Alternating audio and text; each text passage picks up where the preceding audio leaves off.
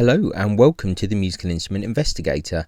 Bit of a different video for you today because it's a bit quiet on the auction front, but we are on the website of the Harrison Frank Family Foundation based in the UK, and this is a charity that helps young professional musicians with loans of fine instruments when they're starting their careers. So it's kind of aimed at I suppose people just finishing from the conservatoires or a high level of kind of music education, and they have about 49 instruments and looks like 5 or so bows here in the collection. I just thought it might be nice just to have a look at what they have.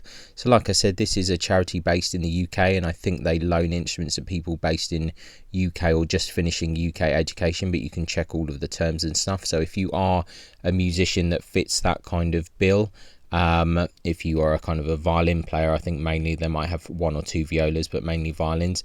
But if you're a young professional musician, maybe just coming towards the end of your studies at a conservatoire, then maybe these people might be able to help you. Believe that all the loans are facilitated by the Beers shop in London, which is quite a well-known violin shop in central London, and yeah, they've built up quite a nice collection here. So let's just have a look and see what we have here. So here, the first one, they're saying Landolfi, a nice looking instrument here. They're saying that this is the work of a follower of Carlo Ferdinando Landolfi of Milan. So it's kind of late 18th, early 19th century there. Has characteristics of the Milanese school. Fairly long length of back there on this instrument for Italian, but it certainly looks interesting, and they give more details here about the maker, etc. So they definitely put a lot of thought into this collection. So then moving on, we have a violin here, fine old Italian instrument, the work of Pietro Pallotta of Perugia, and his pupil Giovanni Rossi, as indicated of the label. So there you go, dated 1814. Interesting, 35.1 length of body, which is actually getting towards the smaller size.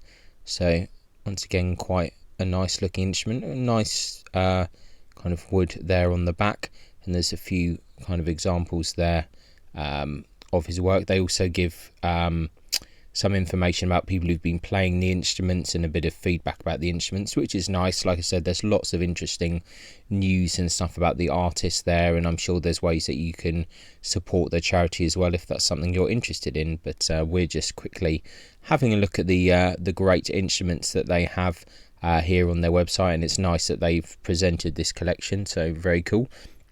Now we have a fine old Italian instrument, the work of Francesco Marizzi of Appiano, which I probably completely bastardized there. The label says 1860 35.7, which is quite a nice length. So another nice looking instrument, nice kind of back to it.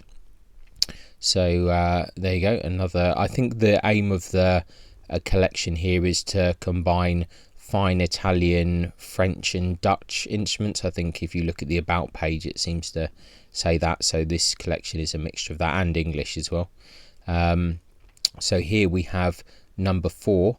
So they're saying the work of Vincenzo Panormo, 1800 to 1810. So once again, quite strong varnish on this instrument there.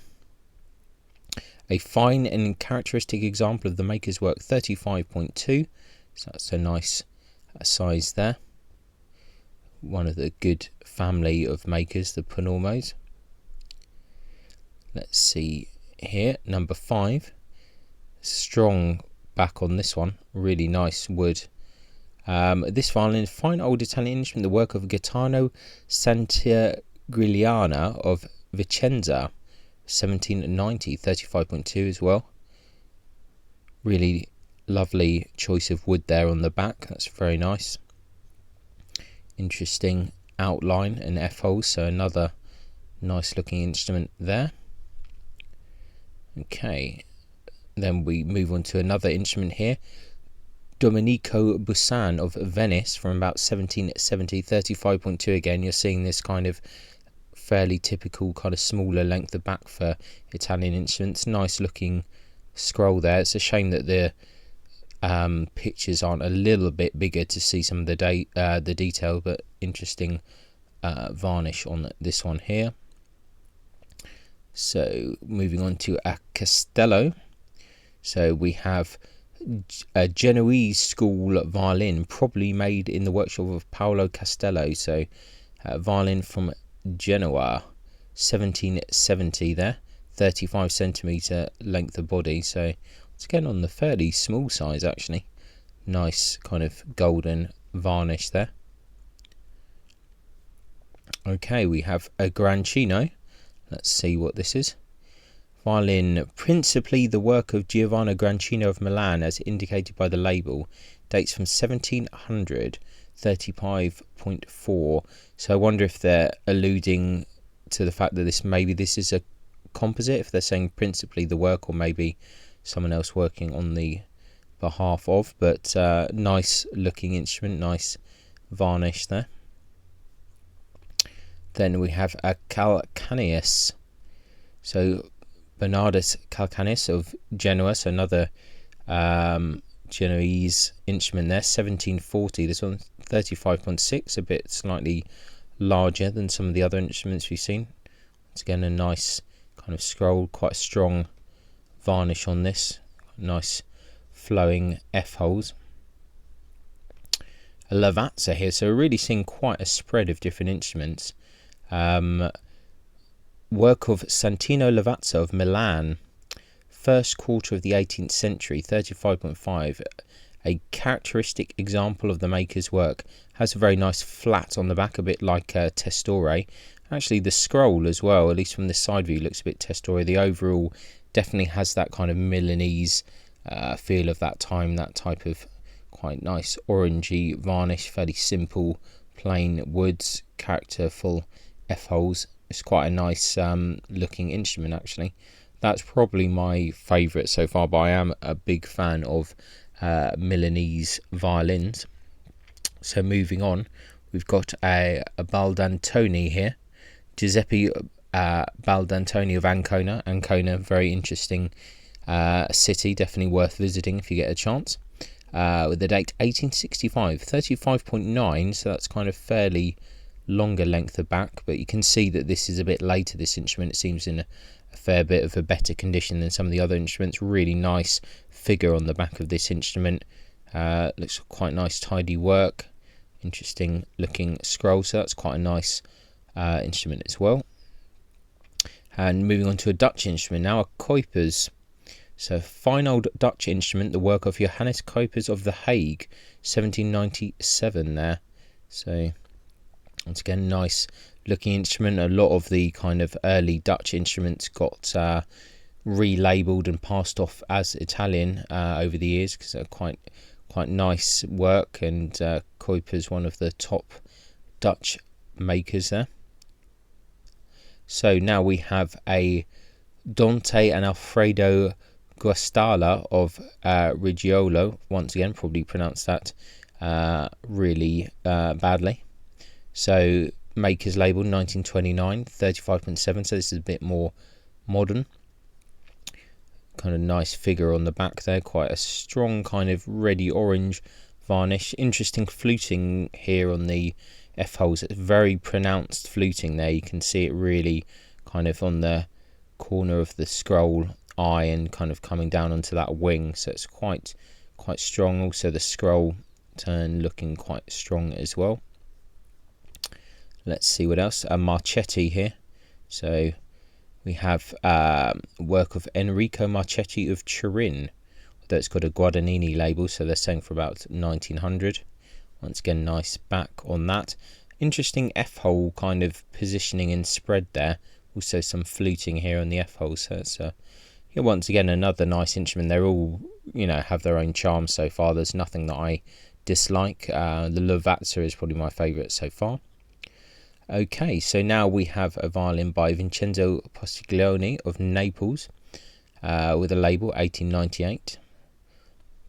Once again, strong varnish, looks in pretty good condition here. Nice kind of workmanship in general, so it's another nice instrument and a very kind of popular maker at the moment. Postiglione has a lot late 19th century, early 20th century Italian makers are very popular at the moment. So we've got Valenzano here, Johannes Maria Valenzano of Genoa. So quite a few Genovese, in fact, instruments in this collection, which is quite interesting. This one dated 1824, 35.6 length of back. This is a nice looking instrument, actually, I have to say. Really nice. Shame that we can't zoom the scroll in a bit more, but this looks like a really nice scroll workmanship. The outline is really nice F holes, quite a bit of fluting there in the F hole, but very nice overall colour. So this is a really nice instrument. I think I'll put this as one of the top ones for me. Length of back 35.6, which I think is very respectable length of back here.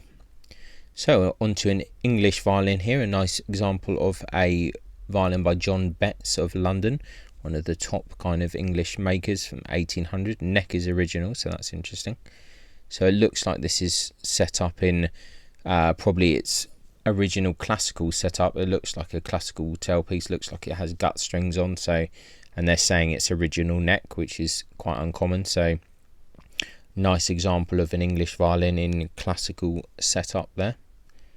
So that's nice to see. Another English violin here, Duke. Work of Richard Duke from 1778. 35.4 length of back. Once again, it's quite a nice looking instrument.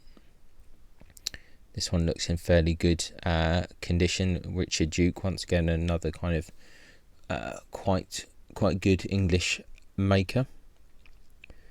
Okay, I think we're going back to Italian violins again now. Giuseppe Scarbi of Rome, 1885, 35.9, a little bit larger again.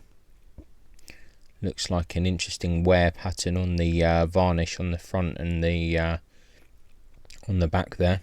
Maybe not my favourite so far of the collection, but definitely interesting. Right, Kennedy, so another English violin here. So quite a lot of English violins. English instrument, the work of Thomas Kennedy of London, original label 1842. Quite a nice instrument, nice kind of tidy workmanship, edge work. Nice also pegs there, looks like some nice boxwood pegs. This one, another one that looks like it's in some kind of classical setup here. 35.8 length of back, so once again, nice looking instrument, nice scroll there. Vidam, so we're into, I think, the Germany now. So Leopold Vidam of Nuremberg, or Nuremberg, 1772 there. Nice looking instrument, one of the kind of really good kind of German makers of that period. So a nice looking instrument. You can see kind of these F holes and the arching there.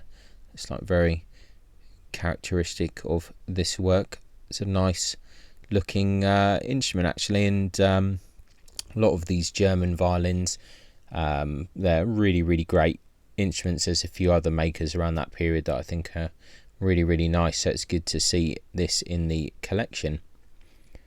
Now we're back to Italy again, of course. So we have a Carcassi here, so Florence, I think, yeah, Lorenzo and Tommaso Carcassi of Florence, label 1750, 35.8. I do like the kind of Florentine instruments as well. They're quite nice. Feel that they're quite kind of almost understated, really. And I think this is a pleasant enough instrument. Right, Robinson. I think this might be potentially a modern instrument. Yep.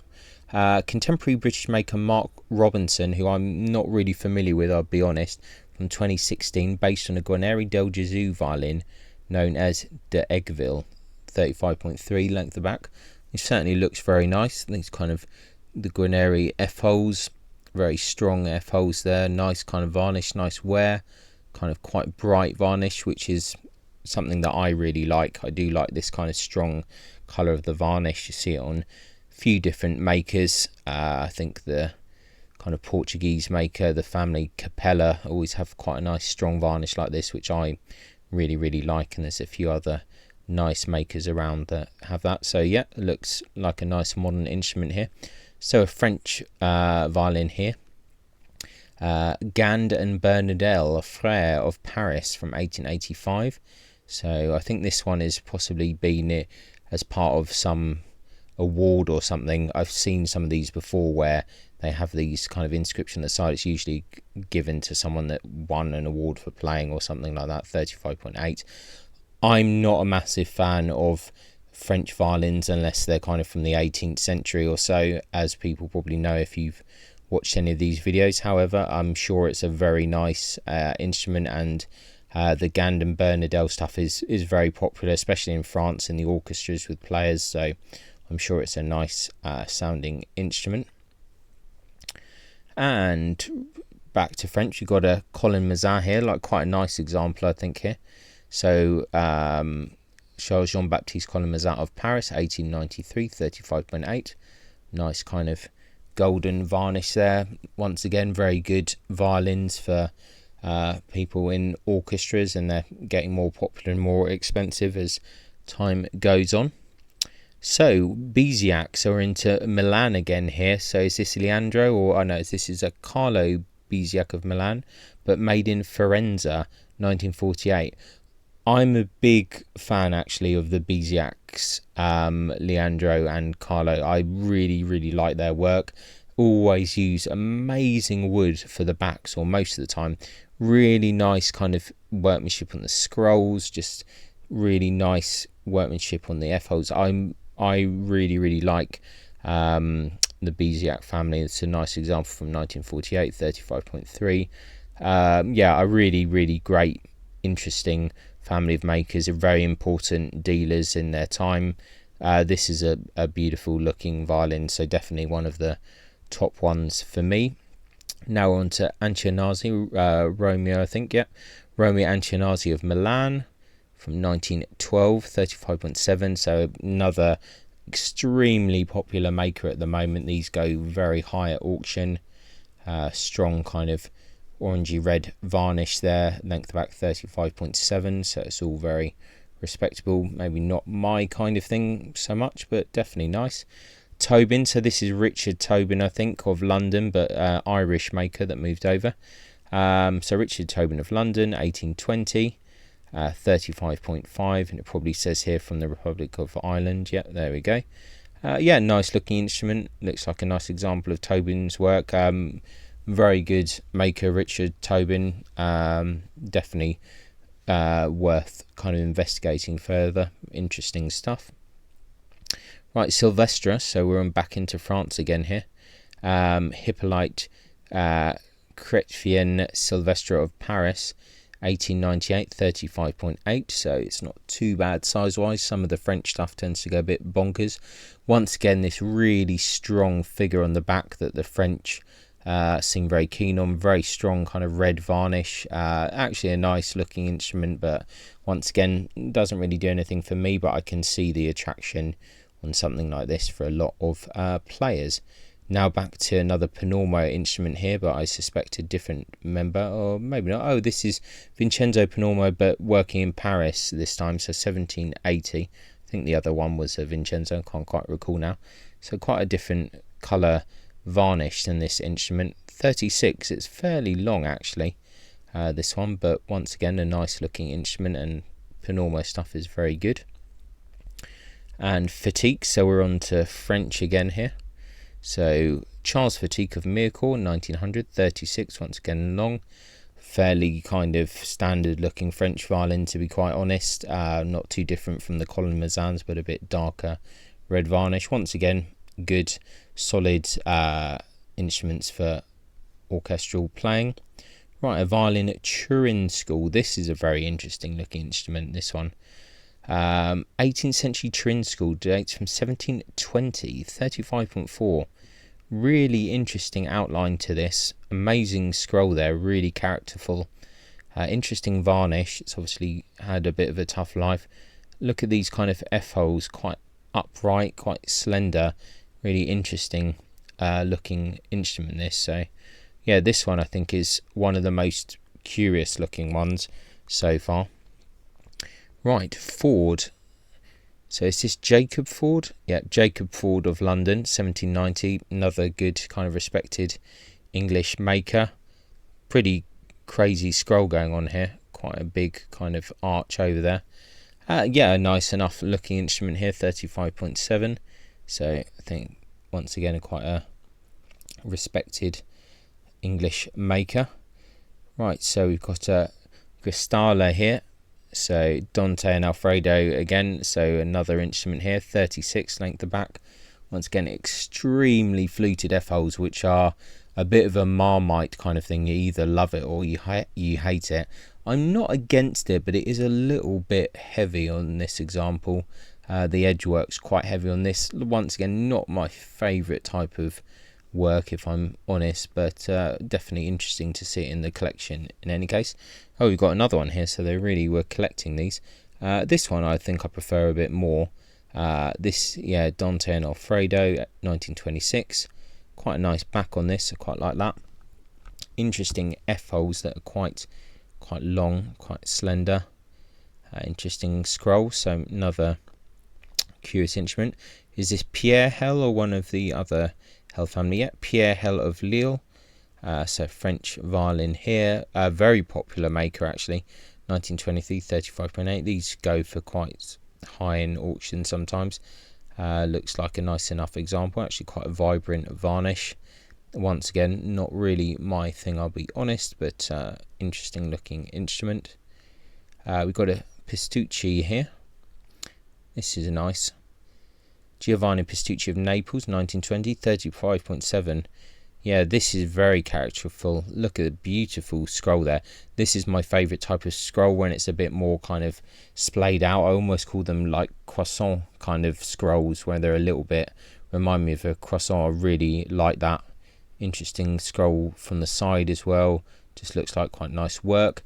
F holes are kind of interesting, quite slender, interesting positioning, but yeah, I like this, very characterful. Scrolls for me are really important, and I do like to kind of look at scrolls quite a lot when I'm looking at instruments just at auction or potentially looking to buy. I think they're very interesting. So we've got a violin here by Petrus Paulus de Vita of Venice, 1730, 1740, 35.2. Not a maker I'm really familiar with at all, I must say. Very interesting scroll though, with this kind of centre line there. Very strong centre line there on the back. Quite strong varnish. Interesting looking instrument. Almost looks quite kind of Germanic. So very curious. So from Brescia. So fairly interesting one here. Yeah, curious looking instrument, this one, and from a maker that I'm not very familiar with at all. So nice to see this example, and nice pictures. Just shame they're not a little bit bigger. Let's go on to 39. We've got a Gotti, Anselmo Gotti, 1940, 35.6. That's got a really nice back. You can see really fine intricate grain here for you to zoom in. Really nice instrument. Nice scroll here from the front. Nice kind of varnish in proportion. So once again, I think this is a nice, very nice looking instrument there. And let's have a look at this one, a Sofriti. So Ettore Sofriti of Ferrara, 1897 to 1910, 36. This is nice. This is very kind of characterful. I really like this varnish. Really nice kind of interesting F holes there, kind of Guarneri-ish influence here. Yeah, interesting violin. I like the varnish a lot actually. Really lovely characters. This nice work on the scroll. So this one definitely interesting. We've got a Carletti here. So Carlo Carletti of Bologna, 1920, 35.7 on that. One of the more modern Italians, like a nice enough looking instrument, not really doing anything for me, but it definitely looks interesting. Then we've got Baldantoni here, if the internet will let us go into it. Here we are. So Giuseppe Baldantoni of Ancona, again 1810, 35.2 on that. It's again nice looking instrument. Very upright F-holes here, quite close to the edge, but interesting one there, 35.2. Then we've got a Jacquot, so another French violin, I think. No information on this, but nice looking instrument here. And we have a Fiorini. Once again, we look at this really kind of tight figure on the back there.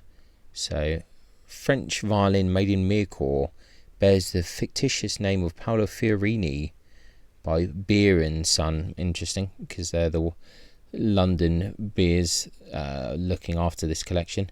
36.2, so it's quite a long French instrument. So, but yeah, nice figure on the back there. Do like that. We seem to have a viola here, Noulet viola. So looks like a modern copy. Doesn't give the year, but it's based on a Marty Brothers. We don't have the information on dimensions, but yeah, nice looking viola, quite wide, quite large. It would be interesting to know what the length of back is of that, but once again, a very strong, vibrant varnish, which is something that I personally really enjoy. Maybe if you're a kind of purist person, you might not be super keen on that, but for me, I think that's great. I like it. It's a nice looking instrument for sure. So let's see what else we have.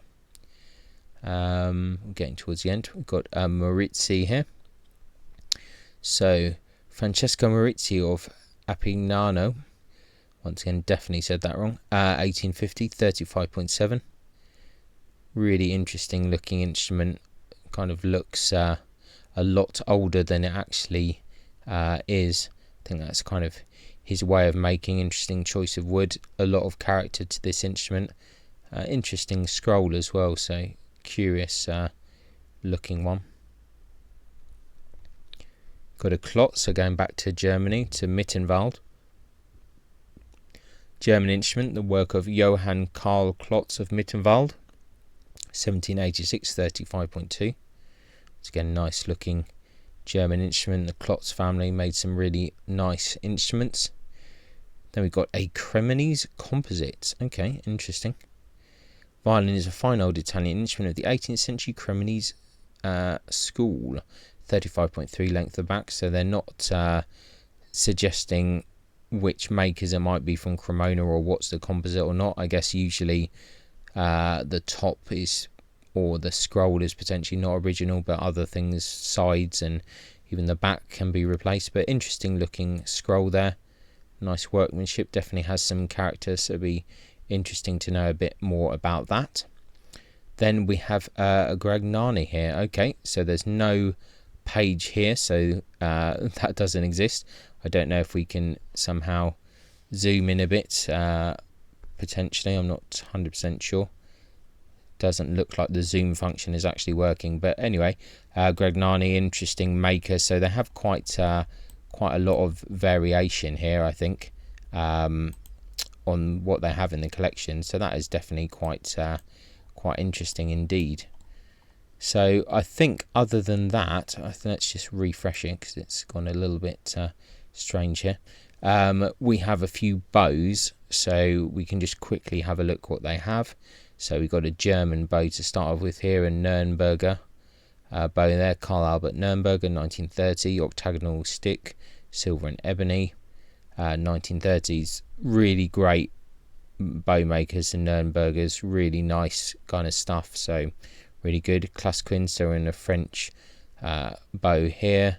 So Celestin Emile Clasquin, Miracle 1915, round stick, Pernambuco, silver and ebony. Once again, really nice kind of maker there, so that's a nice looking bow. Espy, I don't know if this is an English maker, I'm not 100% sure actually, and we don't look like we can zoom in a bit on that one. We can't really look at that any further. I think that's an English maker, but I could be completely wrong. My knowledge is a bit off. Hill & Sons bow, looks like it's gold mounted, so from the Hill shop in London. Round stick Pernambuco, gold and ebony mounts, like quite a plain kind of looking one, but definitely an interesting bow. They're very solid bows, very kind of reliable. Got Finkel, this is a Swiss bow. So Siegfried Finkel of Brienne, stamped M. Fischer, circa 2008, Pernambuco silver and ebony. So there we go. Yeah, so this was just having a look at the Harrison Frank Foundation collection. Some really great instruments here, I have to say, some really nice stuff. So hopefully they're all being used well by these young professional musicians and being looked after. Yeah, some great stuff. I really like this Turin School instrument. There's quite the new, like this Robinson violin, it's very interesting. The Valenzano, that's an interesting one as well.